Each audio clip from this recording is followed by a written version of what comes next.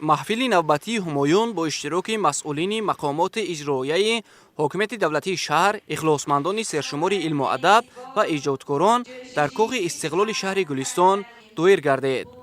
در آغاز محفل شاعران خلقی تاجیکستان آذرخش و فرزانه از تشبس‌های فرهنگ پرورانه و معرفت آموز پیشوای ملت محترم امامعلی رحمان اندیشرانی نموده تشکیل و برگزاری چنین محفل‌های ادبی را در سمت غنیگردانی جهان معنوی اهل جامعه به خصوص نسل جوان مهم ارزیابی نمودند. مورد ذکر است که در زمان صاحب استقلالی مملکت در جمهوری تاجیکستان به مسئله آموزش آثار پرقناوت نیاگانمان، تربیت و به کمال رساندن ایجادکاران جوان و حفظ میراث ادبی و فرهنگی توجه خاصه ظاهر کرده شده است.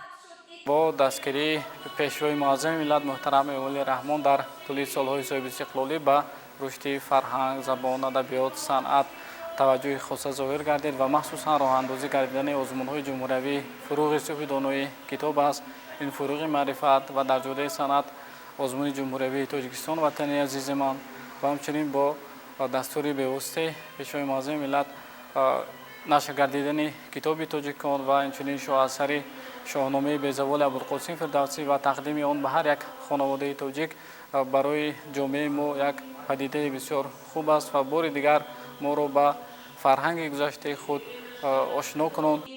هیئت اشتراکچیان محفل ادبی و فرهنگی همایون از اشعار شاعران کلاسیک و معاصر تاجیک، همچنین ایجادیات شاعران خلقی تاجیکستان آذرخش و فرزانه پارچه‌های شعری قرائت نموده نمونه‌ها از ایجادیات شاگردانه‌شان را منظور نمودند. در ادامه کتاب مرتب نموده جوان فعال فریدونشاه عبدالله با نام عشق وطن رونمایی گردید. نامورده در این کتاب اشعار وطن دوستانه شاعر خلقی تاجیکستان لایق شعرعلی را گردآوری نموده است که مطالعه آن میتواند در بلند برداشتن حس وطن دوستی شهروندان تکانی جدی بخشد.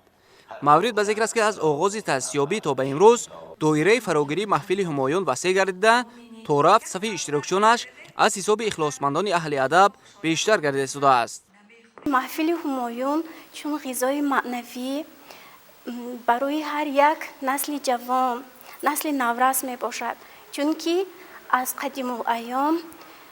تاجیکان با شعر و شاعری روی آورده بودند. از خردی ما دلباخته شعر هستیم، از خردی ما بسیار غزل‌های سعدی و حافظ و بیدل را از بر می نمودیم و محض این از بر نمودن‌ها، محض این دلباختگی‌ها با آن باعث گردید که ما اشتراکچی فعالی محفل همایون باشیم.